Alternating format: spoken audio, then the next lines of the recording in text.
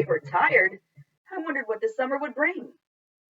We had strolled to the front yard, where Dill stood looking down the street at the dreary face of the Radley place. "I smell death," he said. "I do. I mean it," he said, when I told him to shut up. "You mean when somebody's dying you can smell it?" "No, I mean I can smell somebody and tell if they're going to die. An old lady taught me how." Dill leaned over and sniffed me. "Jean Louise Finch, you are going to die in 3 days. Dill, if you don't hush, I'll knock you bow-legged. I mean it now. Y'all hush," growled Jem. "You act like you believe in hot steams." "You act like you don't," I said. "What's a hot steam?" asked Dill.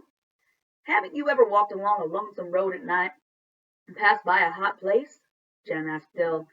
"A hot steam's somebody who can't get to heaven, just wallows around on lonesome roads, and if you walk through them when you die, you'll be one too, and you'll go around at night sucking people's breath." "How can you keep from passing through one?"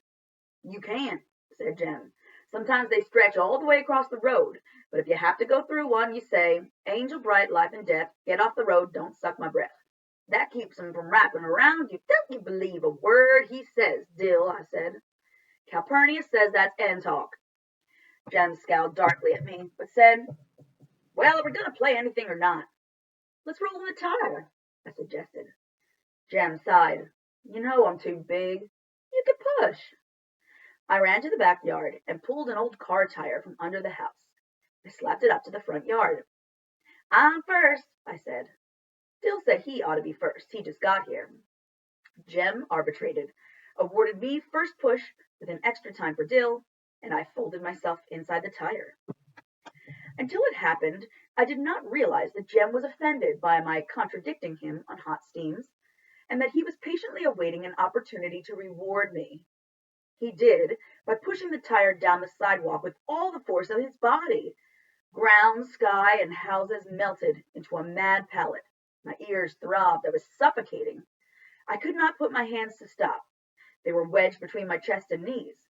I could only hope that Jem would outrun the tire and me, or that I would be stopped by a bump in the sidewalk. I heard him behind me, chasing and shouting.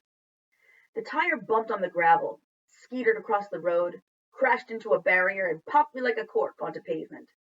Dizzy and nauseated, I lay on the cement and shook my head still, pounded my ears to silence, and heard Jem's voice.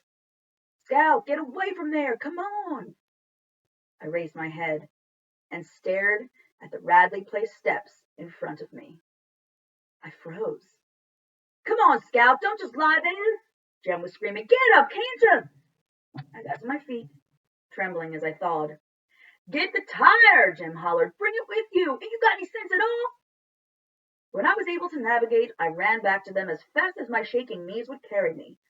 "Why didn't you bring it?" Jem yelled. "Why don't you get it?" I screamed. Jem was silent. "Go on, it ain't far inside the gate. Why, you even touched the house once, remember?" Jem looked at me furiously, could not decline, ran down the sidewalk, treaded water at the gate, then dashed in and retrieved the tire. "See there?" Jem was scowling triumphantly. "Nothing to it. I swear, Scout, sometimes you act so much like a girl it's mortifying." There was more to it than he knew, but I decided not to tell him. Calpurnia appeared in the front door and yelled, "Lemonade time! You all getting out of that hot sun before you fry alive." Lemonade in the middle of the morning was a summertime ritual. Calpurnia set a pitcher and 3 glasses on the porch, then went about her business. Being out of Jem's good graces did not worry me especially. Lemonade would restore his good humor. Jem gulped down his second glassful and slapped his chest.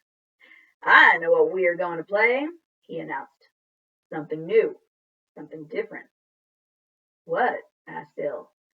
"Boo Radley." Jem's head at times was transparent. He had thought that up to make me understand he wasn't afraid of Radley's in any shape or form, to contrast his own fearless heroism with my cowardice. "Boo Radley, how?" asked Bill. Jem said, "Scout, you can be Mrs. Radley." "I declare if I will. I don't think it's matter," said Dill. "Still scared?" "She can get out at night when we're all asleep," I said. Jem hissed, "Scout, how gonna know what we're doing. Besides, I don't think he's still there. He died years ago, and they stuffed him up the chimney. Dill said, Jem, you and me can play at Scout can watch if she's scared. I was fairly sure Boo Radley was inside that house, but I couldn't prove it, and felt it best to keep my mouth shut, or I would be accused of believing in hot steams, phenomena I was immune to in the daytime. Jem parceled out our roles. I was Mrs. Radley, and all I had to do was come out and sweep the porch. Dill was old Mr. Radley. He walked up and down the sidewalk and coughed when Jem spoke to him. Jem naturally was Boo. He went under the front steps and shrieked and howled from time to time. As the summer progressed, so did our game. We polished and perfected it, added dialogue and plot, until we had manufactured a small play upon which we rang changes every day. Dill was a villain's villain. He could get into any character part assigned him, and appear tall if height was part of the devilry required. He was as good as his worst performance. His worst performance was Gothic. I reluctantly played assorted ladies who entered the script. I never thought it as much fun as Tarzan, and I played that summer with more than vague anxiety, despite Jem's assurances that Boo Radley was dead and nothing would get me, with him and Calpurnia there in the daytime and Atticus home at night.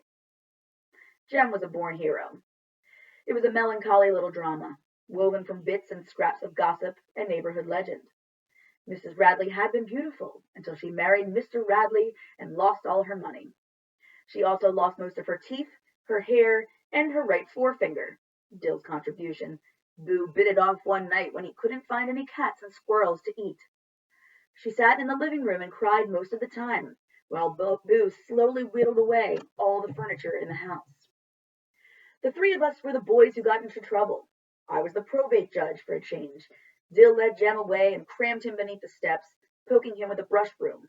Jem would reappear as needed in the shapes of the sheriff, assorted townsfolk, and Miss Stephanie Crawford, who had more to say about the Radleys than anybody in Macomb.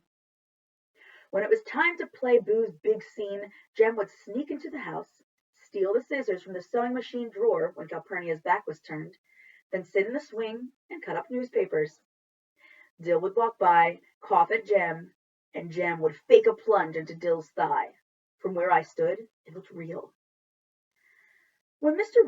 Nathan Radley passed us on his daily trip to town, he would stand still and silent until he was out of sight, then wonder what he would do to us if he suspected.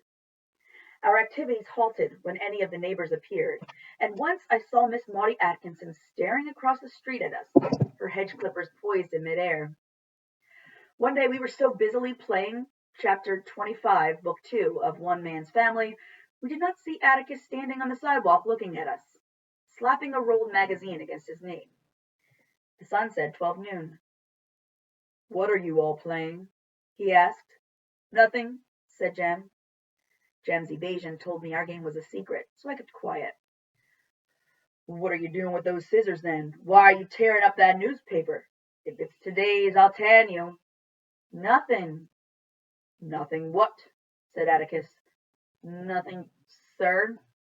"Give me those scissors," Atticus said. "They're no things to play with. Does this by any chance have anything to do with the Radleys?" "No, sir," said Jem, reddening. "I hope it doesn't," he said shortly, and went inside the house. "Jem!" "Shut up! He's gone in the living room. He can hear us in there." Safely in the yard, Dill asked Jem if we could play any more. "I don't know. Atticus didn't say we couldn't." "Jem," I said, "I think Atticus knows it anyway." "No, he don't. If he did, he'd say he did." I was not so sure, but Jem told me I was being a girl. That girls always imagine things, that's why other people hated them so. And if I started behaving like one, I could just go off and find some to play with. "All right, you just keep it up then," I said. "You'll find out." Atticus's arrival was the second reason I wanted to quit the game. The first reason happened the day I rolled into the Radley front yard. Through all the head shaking, quelling of nausea, and Jem yelling, I had heard another sound, so low I could not have heard it from the sidewalk. Someone inside the house was laughing.